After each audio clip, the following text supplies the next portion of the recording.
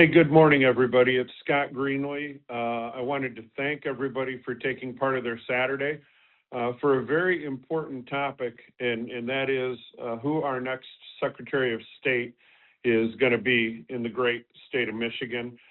We've Anthony Forlini has had two of these Tele-Town halls already. We try and do them at different times on different days so that we can cover everybody and give everybody an opportunity to join. And today we've got a very good crowd for a Saturday morning, and people are still joining. So that's exciting. As you know, we've got the convention next week, and a week from today we'll be in the convention hall, those of us that are delegates and alternates, and we'll be endorsing a candidate for Secretary of State on the Republican ticket. I believe, as I have from day one, that Anthony Forlini is the ideal candidate to serve that role. And you're going to hear from him in just a minute. But two things I want to remind you of before I turn things over to him.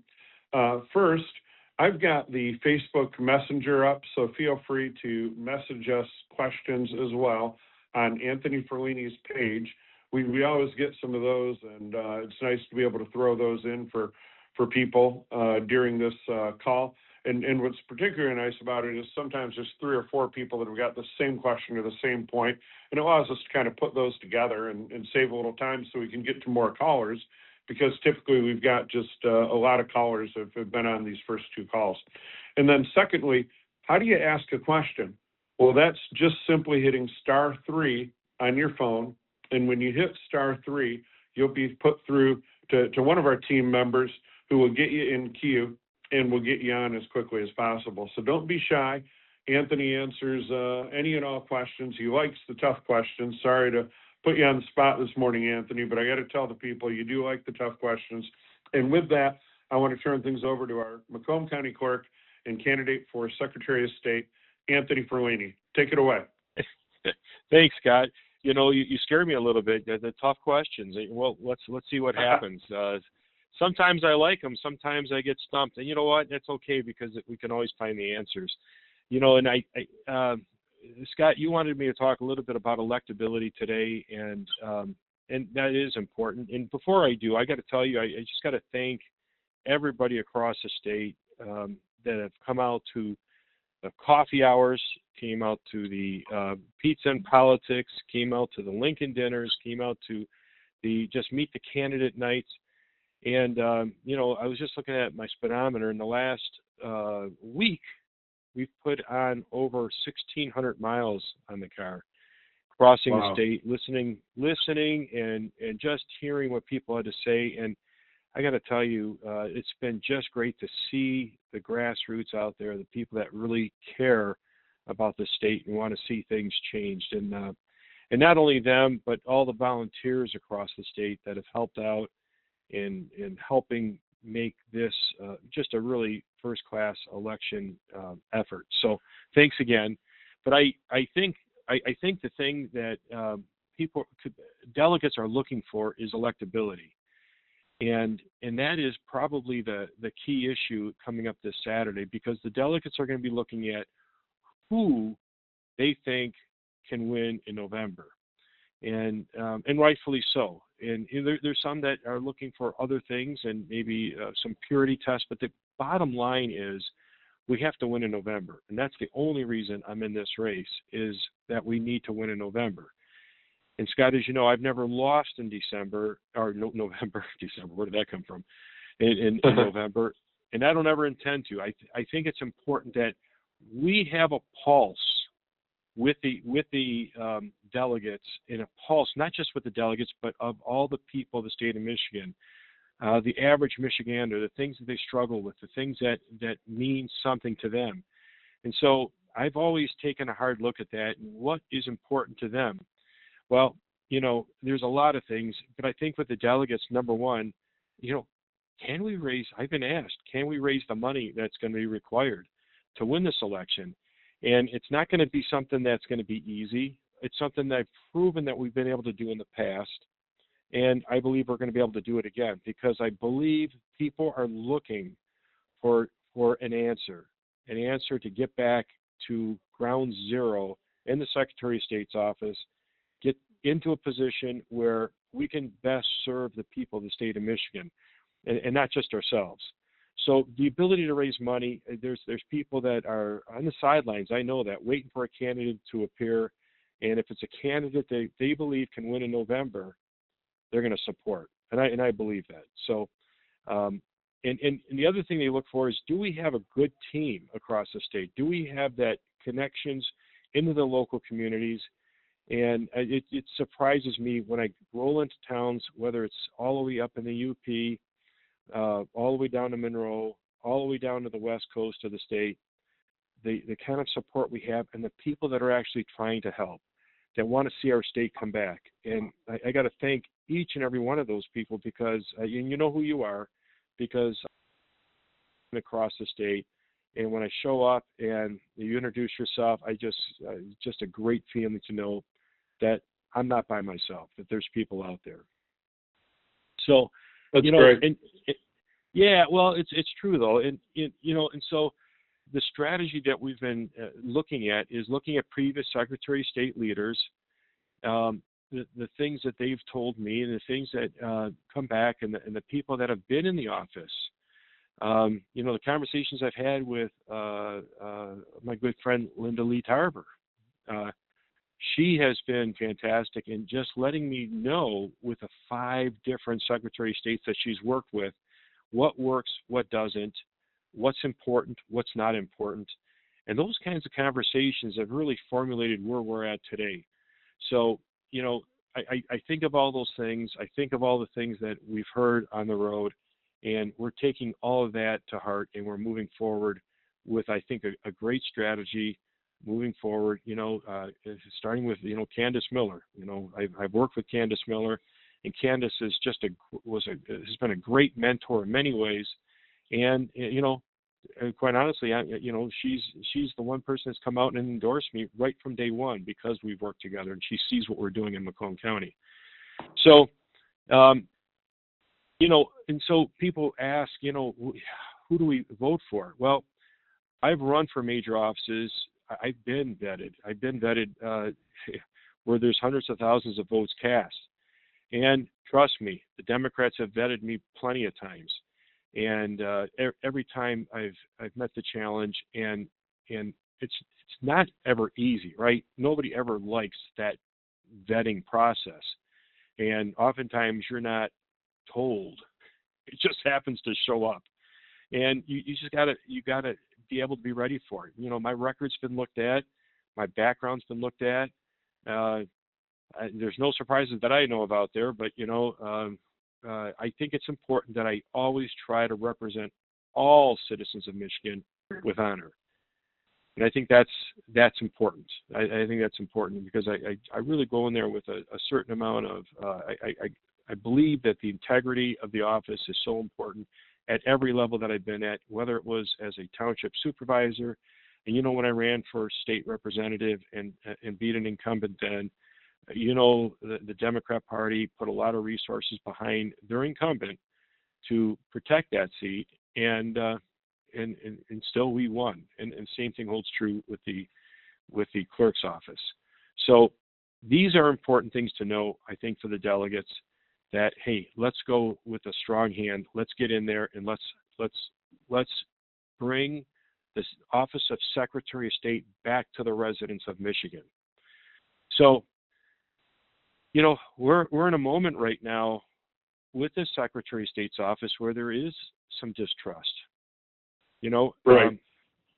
Just the simple thing of us finding the non-citizens on the jury rolls, the amount that are showing up, and how many of those end up, even if it's just a couple flowing through the QVF, that's a problem. And we should be working in partnership, the county clerks, together with the Secretary of State, to develop plans to prevent this from happening. We should be working together to bring more transparency, to get rid of the distrust that's out there now. So, when I ran 5 years ago, my logo said, "Every vote matters, every vote counts." And that was before this all became an issue. And it's a slogan that never got old. It's a slogan we still have today, that every vote matters, every vote counts, and it's evident in how we've held our office, what we've done. When people voted twice, we did something about it, because every vote matters, every vote counts. When there was changes in the tabulators, and we counted we caught it at the clerk's level, our county clerk's level, having things redone, because having the absentee ballots redone, because every vote mattered, every vote counted. And so this is something that I think we focused on early on and never took our foot off the gas. So, I think people are looking for candidates in this kind of an environment that can be trusted, that are competent. There's a lot of pressure, right? There's a lot of pressure in these jobs, and you got to be calm under the storm and still be relatable. And it takes a lot of discipline. It really does, to keep that composure and keep that focus that we're here to serve the public. And right. sometimes the heat comes in, Scott, and comes in pretty hard. And so it's a matter of when we're talking, that I can live by the promises I'm making when I'm on the road. Sometimes it's not what people want to hear. Sometimes they want to hear a far out answer. But I have to give them the answer that I can live by and keep the promises, because every office I've been in, I keep my promises up on the wall. So it reminds me what I told people when I was on the campaign trail. So sounds good.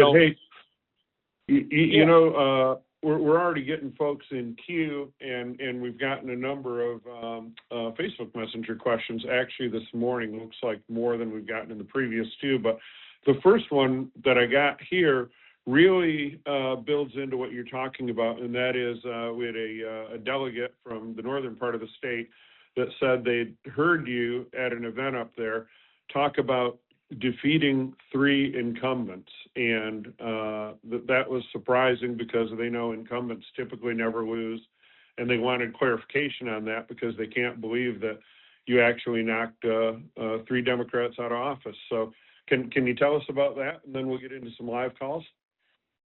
Sure. Well, it comes down to relating with a person on the street. And early on, it was door to door. I'll call it warfare. Just getting door to door and hearing what people are really concerned about, and relating to people on a one-on-one basis. I ran as a township supervisor, and when I won, they were looking at me saying, "Who the heck is this guy? Where did he come from?" Well, I'll tell you where he came from. I was very active in my church. I was very active with my youth group. We had one of the biggest in the Archdiocese of Detroit. We'd have up to 100 kids show up on a Sunday evening to come to our youth group meetings. And so these kids have families. These kids, their parents appreciated the work that we were doing. And it comes down to being active in different groups, business groups, as well as just charity groups. And so people knew me. And so that was when they say, "Where were you? Who is this guy?" Well, I wasn't necessarily involved in politics. I was, call it the original grassroots, just dealing with the local community and what the local community was looking for and how we can make our community better. And from that, doing some good work, some good budgeting, keeping our taxes low in Harrison Township, we went on to being recruited to help the state, because if you remember the good old days, the Granholm years, and property values just plummeting, and our communities being ravaged by low home costs, and our millages going down in value, that we had to do something, and we did. And the state had that same problem, and we came in. I was put on appropriations and doing the same kind of hard work. You know what? I was 6 years in the legislature and never missed a vote. Not in committee, not on the House floor, and I did everything I could to always be there. And I like I said, never missed a vote. So I think the people in my communities understood that Tony's there to work for us. And when you see that, you vote for that person. whether you're a Democrat or a Republican, it doesn't matter.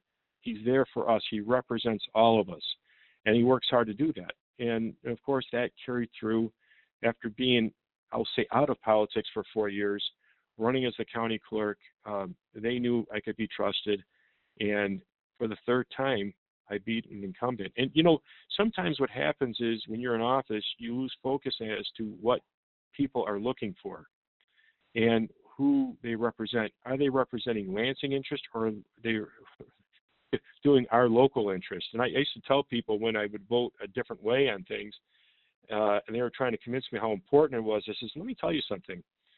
10 years from now, when I leave Lansing, after I've left Lansing, they're going to say, who is that guy? That guy from Macomb County. He's a tall guy, kind of balding. What was his name? He was an Italian guy. Who was that guy? They may forget me. But back home when I'm shopping, they'll always remember me. And that's the thing I tell people, is that's what matters more to me, what is going on back home, than it ever did in Lansing. And so that's why I believe for the third time I beat an incumbent because of that. And why I expanded that by winning just by 1,500 votes against the incumbent, but as the incumbent won by 80,000 a year ago, so a little over a year ago. So yeah, that's I think just blocking and tackling, that's what's important. That's a pretty good record. I've been doing political activism and work since I was in college, and the number of people who can beat even an incumbent Democrat is few and far between, not to mention somebody who's beaten two and then beaten a third on a countywide race. These are not small races. There are hundreds of thousands of votes that are being cast, and Michigan's third largest county that you had to cover. So it is impressive. And again, to answer our friend from the UP who's listening in, yeah, he has beaten 3 incumbent Democrats, knocked them out of office. And because of that, I think it's one of the many reasons he's ideally suited. I want to remind people, hit *3 to call in. We want your questions. We got a couple more people have joined the queue, and we're going to take a live call here next. And also, though, in addition to hitting *3, we've got a poll going today, and I'm going to remind you about this poll a couple times, but we just want to see where people's heads are at, because in the Republican convention phase, we talk an awful lot about elections, and elections are critically important, but I don't want to poison the jury. There's a lot that goes on with the Secretary of State's office. So we've got 4 things here, and we just want you to hit a key on your phone to tell us which one is more important to you. And at the end of the call, we'll let you know the results. So press the number 1 if you believe providing quick and efficient customer service is the most important thing. Press the number 2 if you feel securing our Michigan elections is the most important thing. Press the number 3 if you believe providing overall transparency is the most important thing. And press the number 4 if you believe managing the massive Secretary of State's budget is the most important thing with our tax dollars. And press the number 5 if you've got another priority. So those are the 4 things, and then the 5th would be an other comment that you can put in there. We know there's literally hundreds of important things that the Secretary of State has to do, but press 1 if you believe providing quick and efficient service, 2, securing our elections, 3, providing overall transparency, 4, managing the massive budget, and then 5 if there's some other priority. Anthony, we're going to turn things over now to a lady who might know more about the office of Secretary of State than literally anybody in the state of Michigan. And I say that only because I know who she is, and I know that she has worked with not 1, not 2, not 3, not 4, but 5 secretaries of state. And I know that she's a supporter of yours, but she's got some questions here and wants to make sure we're clear on a couple things. So with that, before she goes on, I know who you're talking about because I already brought her up, and you I'm did. the one that should be asking her questions. That's actually true, too. Good morning, Mr. Forlini. How are you, my friend? I'm doing fine. How about yourself, Linda Lee? I'm good. I'm good. Just a couple quick questions.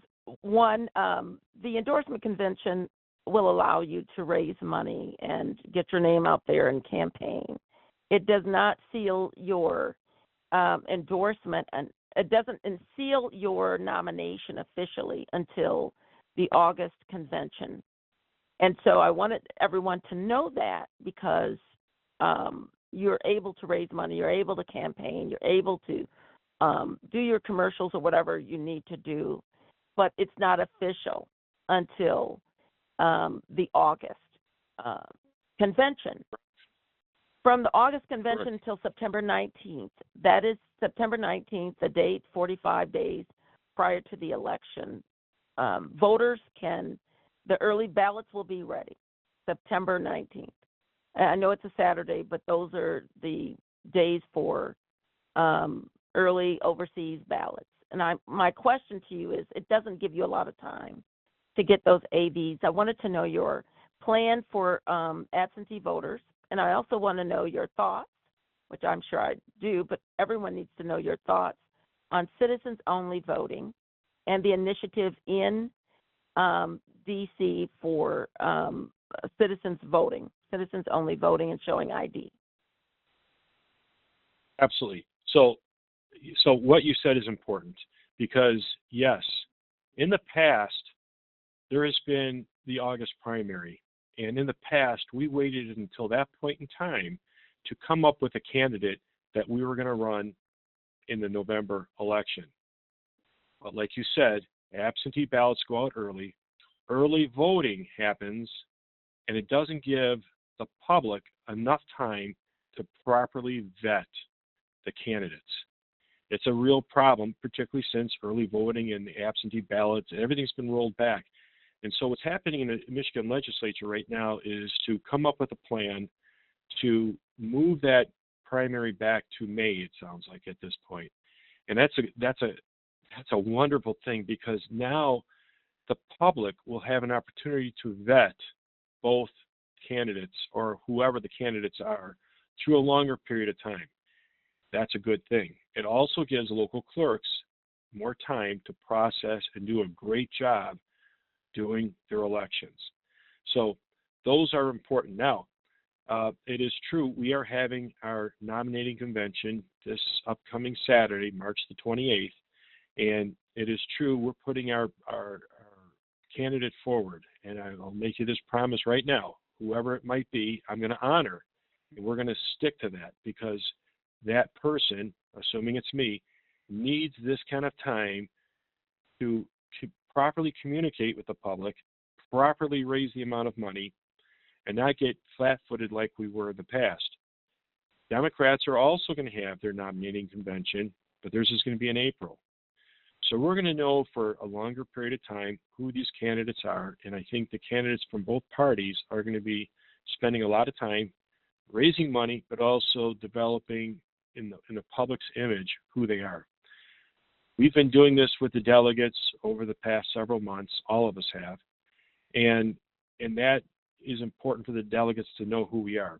But now, starting March 28th or March 29th, let's just say, it's going to be my job to get out to the general public and communicate that very same message and defend the promises I've already made and to be able to articulate those promises I've already made to the general public. And that's going to go on from now all the way through November. I'm not sure how much it changes other than after August, other than the fact that it's now showtime, right? Now we're a sprint to the end. So my thought is it doesn't start in August. It starts, let's just call it April 1st, okay? We got to start right away and keep the foot on the gas. As far as the SAVE Act and the citizens-only voting, I think everyone knows, I think I'm the only candidate, I know I'm the only candidate that actually had events across the state to recruit signatures. And we got hundreds of signatures at these events.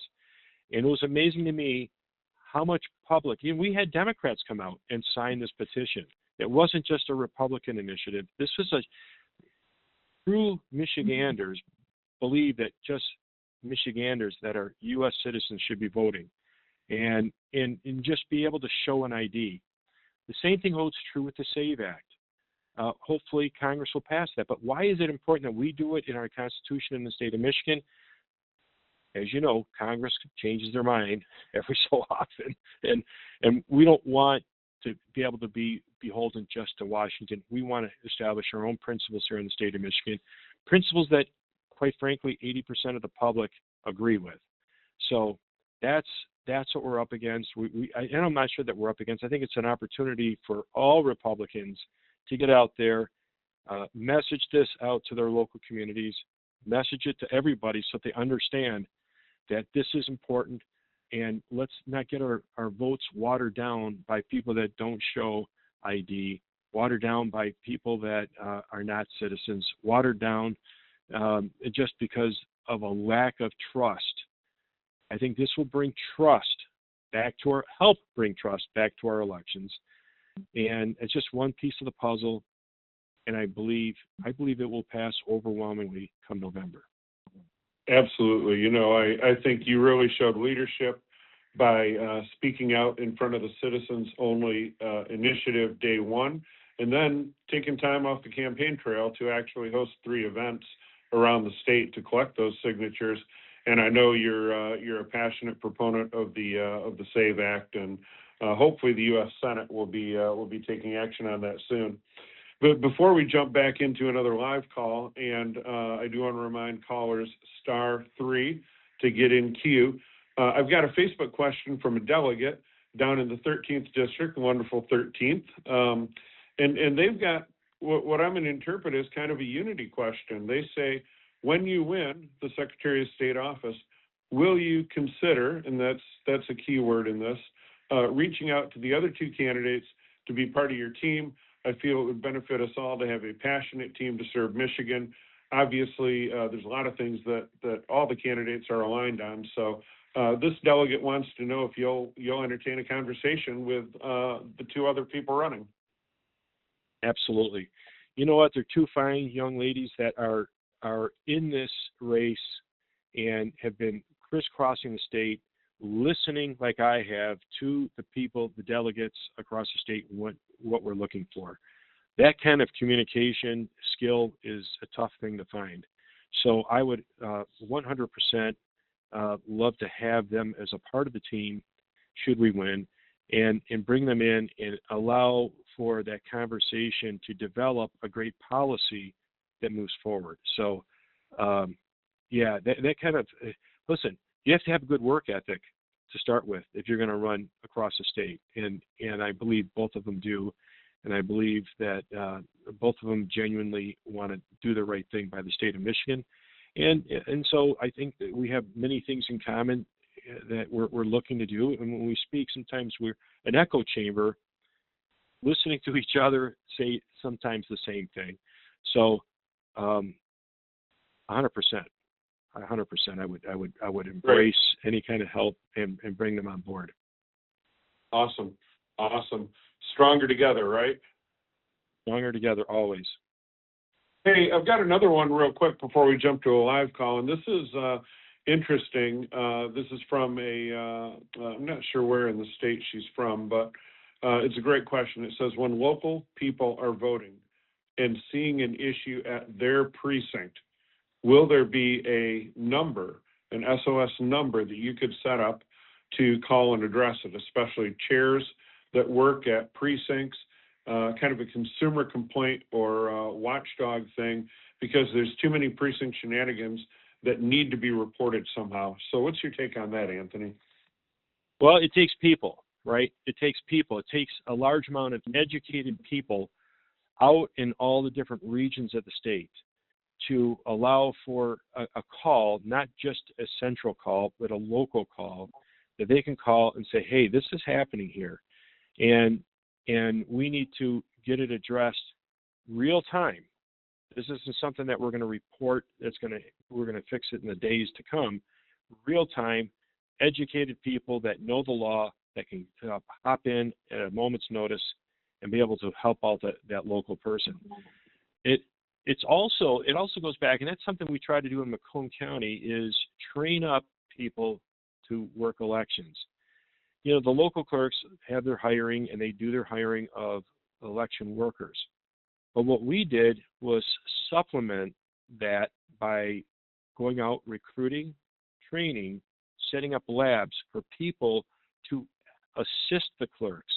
And not only did they get hired by local clerks, Democrats and Republicans, but they were you know, with that kind of knowledge, if they didn't get hired, they were ready to be poll watchers. They know the law a little bit better than the average person off the street. They know the rights of the election workers, and they know the rights of themselves. And I think this is critical, because that kind of workforce is so important to have, because you just can't have a toll-free number you call if you see something, because, you know, if you got a handful of people that are answering the call, what do we, you know, how do you assist those people? You need to have it regionally done, and more concentration in areas where we need it, and be able to answer the question. Get mobile support if they need it. Get somebody out right on the spot, because I've known situations where people's rights were violated and removed from polling locations when they did nothing wrong. And so somebody needs to be there to back them up right away. That's great. Yeah, that's great, and very important. I want to remind callers, it's *3. We do have some on queue. We're going to flip to live calls here, since we've done a couple of the Facebook message calls. But reach out to us in any way you want today, *3 or via Facebook Messenger. And also, I'll remind people, we've got a poll going on. Looks like many of you are voting. There are, you know, four main things we wanted to poll, and then there's the other category in terms of what you think the most important role of the Secretary of State is. Press 1 if you think it is to provide quick and efficient customer service. Press 2 if you think it is to secure our elections. Press 3 if you think it is to provide overall transparency. Press 4 if you think it's to properly manage all our taxpayer dollars that go into the massive Secretary of State's budget. And then press 5 if there's other, if there's something that you think is important to the Secretary of State, but it's not those 4.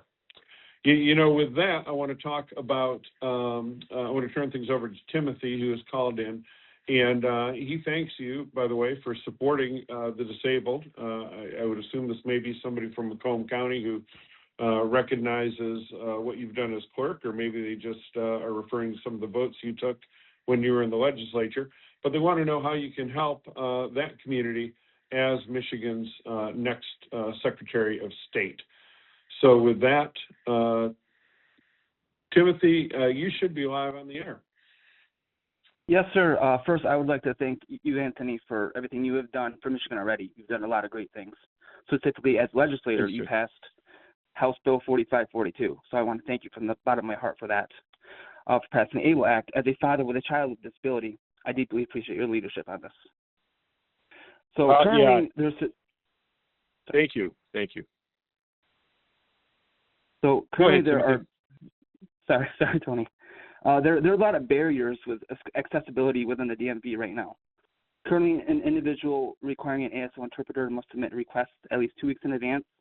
Given the chronic statewide shortage of ASL interpreters, this requirement combined with the lack of support for short notice or walk-in appointments makes timely access nearly impossible. As Secretary of State, what steps can be taken to modernize these procedures and ensure that the deaf and hard of hearing community might have equitable, timely access to essential government services? So that's interesting. Yeah, in the House bills you talk about, let me back up a little bit, because I really have a soft spot in my heart for these kinds of things. The Michigan ABLE Act was enabling legislation when I was in the legislature. And what it did was allow for states to come up with a 529, if you think of college education plans, but utilizing that same act to be able to use it for those that are disabled for the future. For instance, a young man or woman that were disabled before the age of 26 have that ability to to save money with this act for the future, taking them off of the government dole, because before this act, you could only save, and still to this day, you can only save $2,000 in a child's name before they would lose any kind of benefits. But by using this Michigan Able Act, they were able to save for the future, and up to $100,000. And it was one of the first in the country. I was very proud of that legislation, because this is who we should be helping. Those that don't have the ability themselves to do what they need to do on their own, and help families to be able to save for the future, because one day those parents may not be there for them, or their siblings may not be there for them. So that allows them to have a little bit more. So that's important. Now, as far as access, in the county, in my office, we've got systems set up so that people that have the inability to communicate properly, we've set that up within our system to help them, because it helps us help them. It helps cut down on wait times. It helps all that, because we're there ready to act. So specifically on the Secretary of State's offices, I would hope that every office is handicap accessible. I would hope that there's not going to be accessibility issues, but where there are, I think we need to address it, because every Michigan citizen has that right to be able to access our offices without being encumbered. So I appreciate you bringing that up, and that'll be something I'll take a look at as we go to each and every office. That's great. That's awesome. Remember, folks, *3 to ask a question or Facebook Messenger. And then I want to next turn things over to a Metro Detroit caller, and they've got an issue dealing with a liberal, and I would just say dishonest clerk, because sometimes there's a bad person who's got nefarious ideas, and they might not necessarily be legal or liberal, but we just want to know about how to handle a situation where people are removed properly but then added back on. And I'll let Mark explain that in detail. Mark, you should be live at this point. Mark, can you hear us? Yes, Mark? I can hear you. Hi, so Great, go ahead. I'm a delegate. Yeah, I'm a delegate in Harper Woods and District 13, and I have a very liberal city clerk, and we submitted petitions within the Harper Woods community. I submitted 70 petitions to remove people off the ballots using, there was, I forget what the election integrity software is, but they find these people that moved out of state, and then we see them, they check to see if they're removed, but then you check a year or two later and they're back on. So it's very frustrating that we go through all this notarized petitions and everything to get them off the rolls. And so I noticed, reading your website that you're going to be auditing some of the clerk's offices or the county level, and I would think an audit of this would reveal something like that. This is my passion, I guess. I'm driven to election integrity support wherever I can. So wanted to know about how you would audit or how you would control that at the state level. Well, thanks, Mark. Thanks for the question. And we've heard this in committee recently, where committee members that specifically one in particular that was a county or a local clerk had a family member, after they were taken off, put back on. And that individual did not add them on themselves. So it's not necessarily happening at a local level. I think that we have to keep an eye. As Secretary of State, let me first say this. We need to clean up these voter rolls. We need to do cross-checks on databases. We need to do everything we can to bring that trust back and make sure the vote of the average person isn't, I'll say, stolen by having their vote watered down by people that shouldn't be on the database. And that just comes down to just doing the right thing. Now, I can't speak to the records you sent in and how what was done as far as the background, but in the event that, for instance, in Macomb County, in our office, we found we had over 600 people listed as being over the age of 100 in our database, but at the end of the day, it turned out close to 300 of them were no longer with us, no longer on this earth, and they had to be removed. And so we passed that on to the local clerks. And we did this several months ago. And just recently, my office has been going back through it and looking at these names to see if the names are indeed still off. And we're happy to report right now that I think about 2/3 of them have been looked at now, and nobody's been added back on. So that's the good news. And that's the kind of hard work I think we're going to do, we are going to do at the state level, because we need to get the confidence back of the people. We need to know that we do have a good database of voters, and it's not something that stops. You don't clean it up one day and it's good the next. It's something that's an ongoing process that needs to happen. It's just got to be good protocols put in place to ensure on an ongoing basis that we have a good, clean database. And that's going to be something that we're going to really put some really close attention to right out of the gates. So I appreciate that question, though, but just understand it may not be the local clerk where this problem is happening. At least I would hope not. That's great. You know, Anthony, we debated doing a call on a Saturday morning, and I got to tell you, the call-in queue is lined up. If our listeners want to join that, *3. We're also getting a ton of Facebook messages. You're going to have some of these you got to respond to on your own after the call, because we're probably not going to have time to get to all of them. But regardless, the next caller we've got is a county canvasser. So this is somebody who certainly understands the process at a very high level.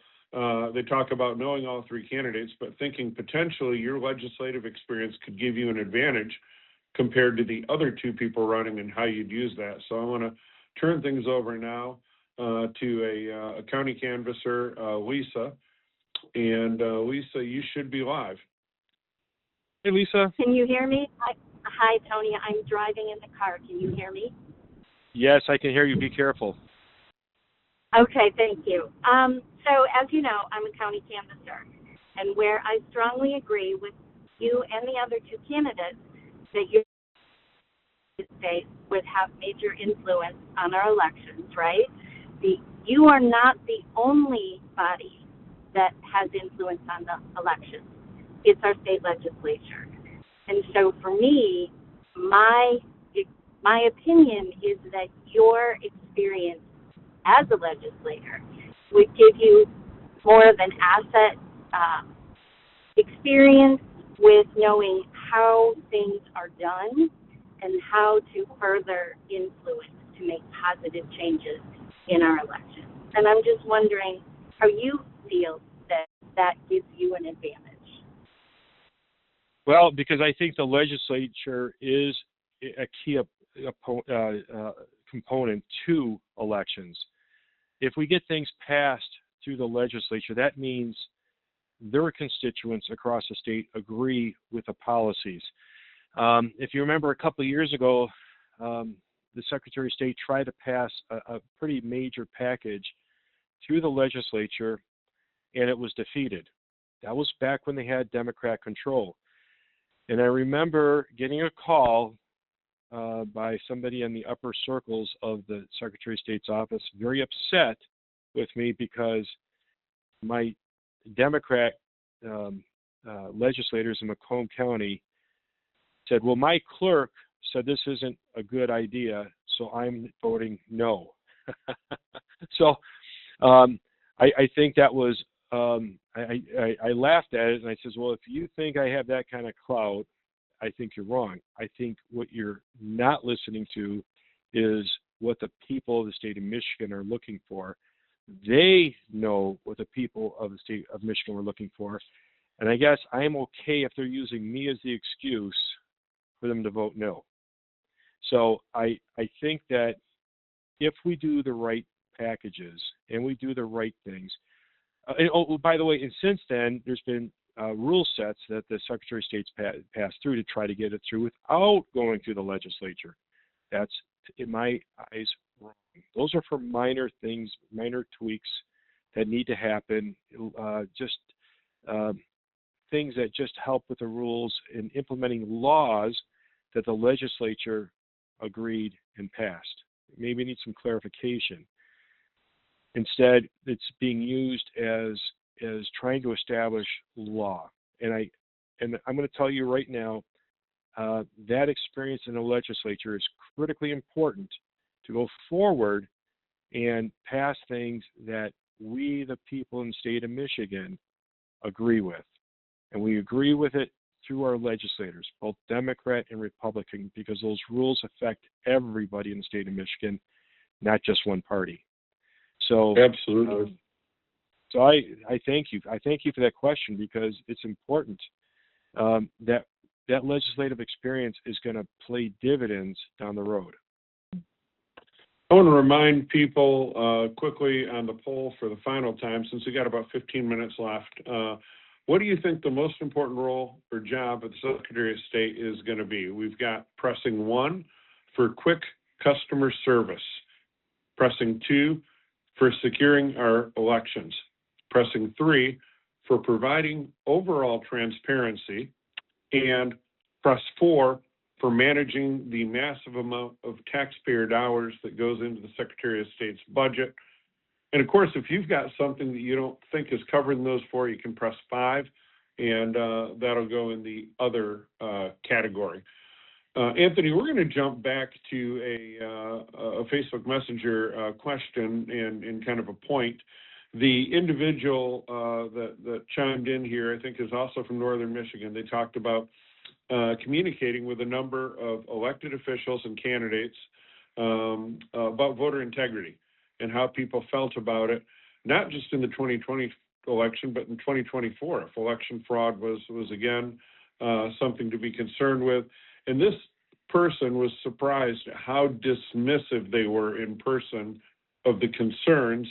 The individuals that she talked to apparently talked about elections being fair and the process being fine and any concern being minor, and kind of just brushing it off when that isn't necessarily the public-facing presentation that a lot of Republicans give. So where do you stand on how important and how critical voter integrity and making sure our votes are accurate and preventing fraud really is, and what kind of a priority level is that going to be for you?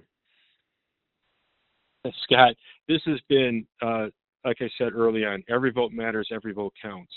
And so election integrity is the basis of where we've been over the last 5 years. In Macomb County, we have taken that incredibly serious, looking at every little aspect, within the law. There's a lot of people that ask us to do things that are not within the law. And rather than go down that path that's going to cause us issues, lawsuits, what have you, we took the path to make sure we did things that the public agrees with. Let me give you a few examples. We were in the state of Michigan, we were the first to shut off the modems that we had turned on. And we shut them off because of a little bit of distrust I had at the time with our not getting the records that we needed to have.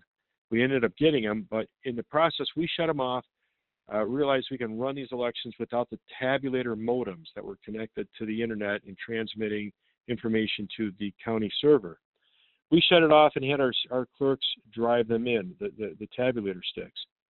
A little bit of a hassle, a little bit of more time. Our election results came in a little later, and I had people on both ends, Democrats and Republicans, upset because in the past at 8:30 they were getting transmissions that says, "Hey, here's where the elections are." So it took a little longer, but I thought that was important. Doing the forensic audit of our election network servers, our software, the transmissions, whatnot, looking at all that, making sure, but through that forensic audit, we learned things. We learned that the tabulators can save the ballot images and show how that tabulator scored the images. That's important because now, how many of us wonder when you put your ballot into the tabulator, is it scoring it right? at least by saving these images, we can see the images being PDFs. The public can see how these images got scored. Hash validation for our local clerks. So if there's, we trained our local clerks on how to do these things. So when the sticks go in, we know if anything foreign or domestic got into these tabulators, and we can call them out and stop and redo those ballots should that be required. We trained, like I said earlier, over 700 workers in our county, trained and recruited, Democrats and Republicans. We did workshops for local policing agencies. We have watermarked ballots because I believe the sanctity of those ballots is so important. We need to make sure that it's on paper that is appropriate. Backup tabular sticks. You know, we looked at removing people over the age of 100 as a very good starting point. And of course, comparing our jury pool against the QVF database, finding non-citizens, and the final thing we just did recently was putting all our ballots up on the internet so you can see the images. It's not connected to anything, but it is just a way of putting up our images on our website so you can see what the ballots look like. So instead of just a few people looking at the ballots, thousands of people. As a matter of fact, we've had over 19,000 people look at our ballot verifier program just over the last month. So that's a great transparency tool. And so when I talk about these things, when we talk about these tabulators, there's always concerns. If we do it sloppy, we're opening ourselves up for fraud, or infiltration. We have to do things right. We have to do them appropriately so that the public has confidence. And there's a lot of distrust across the state with these tabulators. I get it. That's why it's important we do all these enhancements and protocols to make sure we have good elections. And minimize. I'm going to use the word minimize, Scott. Minimize fraud. We've always had fraud. We got to minimize it, because to say I have a perfect election or anybody has a perfect election is misleading. We have to make it close to perfect. Yeah, absolutely. There will always be fraudsters. There will always be people who try and cheat. We know this going back hundreds of years with regard to elections. And one thing I think it's important for people to realize is this has been a priority of yours since day one. And day one for you was 2021. You know, you were not the county clerk in Macomb when the 2020 election occurred. That was the Democrat who you rightfully knocked out of office and sent into retirement. And literally the first thing you did when you became county clerk is you ran a forensic audit. To this date, I believe you're the only county clerk in the state who's done a forensic audit. So we appreciate all those things, starting on day one with you in 2021, all the way up to current, where this jury pool situation made national news and was something that Scott Pressler has talked a lot about and really is something that every clerk in the state of Michigan ought to be doing. We're bumping up against it. We have time for one more call. And when I see a county prosecutor call in, I don't want to get in any trouble, so I want to make sure we give a county prosecutor the opportunity to ask you a question. This is a prosecutor from the west side of the state, and he's got a question that isn't election integrity related, but is more traffic safety regulated. So with that, I want to turn things over to Prosecutor Tom Ginster from Macomb County. Mr. Prosecutor, you're live with Tony. Thank you. Tony, I'm excited about you becoming Secretary of State. I think you're going to provide exemplary leadership. You'll probably be the best Secretary of State Michigan's ever had. So, so that's pressure. Okay.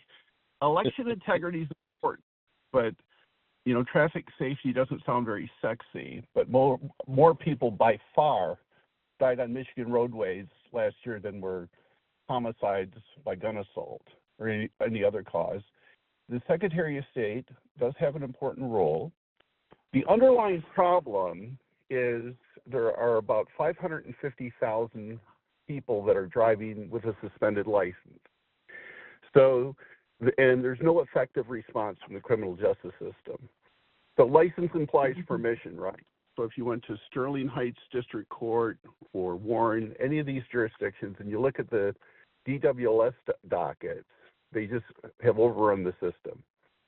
So the people are going to drive whether they have a license or not. And so when you pull back the veneer of this, and this skyrocketed to something like $750,000 under former Governor Granholm with the driver's responsibility fees. But you pull back the veneer of these categories, you see that a lot of people are suspended because they can't pay their bills or child support. The other half, that's FAC and FCJ in our lingo, failure to attend court, failure to comply with judgment, failure to pay your tickets. The other population is people that are suspended that are truly dangerous for too many points or drunk driving recidivists. And there's considerable overlap in these populations.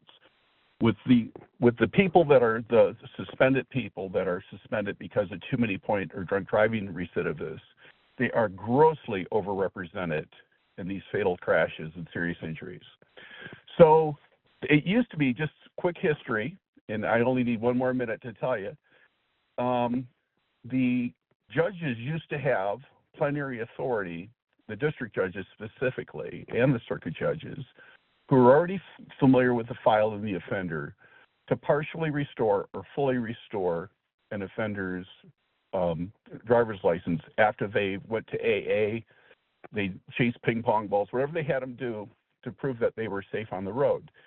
That has largely, over the years since Candace Miller, been given to the Administrative Secretary of State Administrative Hearing System. So now you have 11 hearing officers, get this, they're processing about 130 applications a day, and there's no incentive for you to seek their license. And so and then they have overlapping jurisdiction and consider the same issues that the judges do. One, it's like if you refuse to blow, they suspend you for a year, and the judges, they'll say, was there probable cause for the stop? So there's a lot of overlap there. And I would just wanted to know what your if that would be a priority for you to make an intelligent reassessment to maybe give back judges more authority and to eliminate the overlapping jurisdiction and to have your hearing officers, focus on these hardcore offenders. Some of them should never get their license back. Don't get me wrong.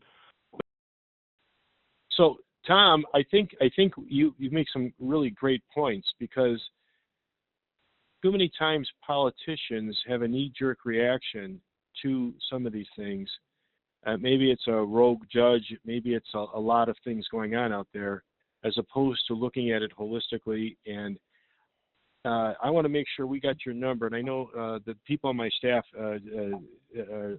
hopefully they got your phone number, because I want to touch base with you. And let's put together, when we take office, a study group on this issue of what the issues are, because we cannot have our courts overrun, and we cannot make it overly prohibitive for those people that are trying to pay their debt to society, and we're not letting them drive to work, or we're not letting them do the right thing, or we're over penalizing them where they can't take care of their own families. Rather, they got to pay the courts and pay the fines to the state of Michigan, as opposed to putting that money toward good things, let's say, like their family. So those are some great points, and a lot of that does stem from the Secretary of State's office. And Tom, we're gonna get together. I want to talk a little bit more about this when we have time, because I just looked at the time. We're at 11 o'clock already.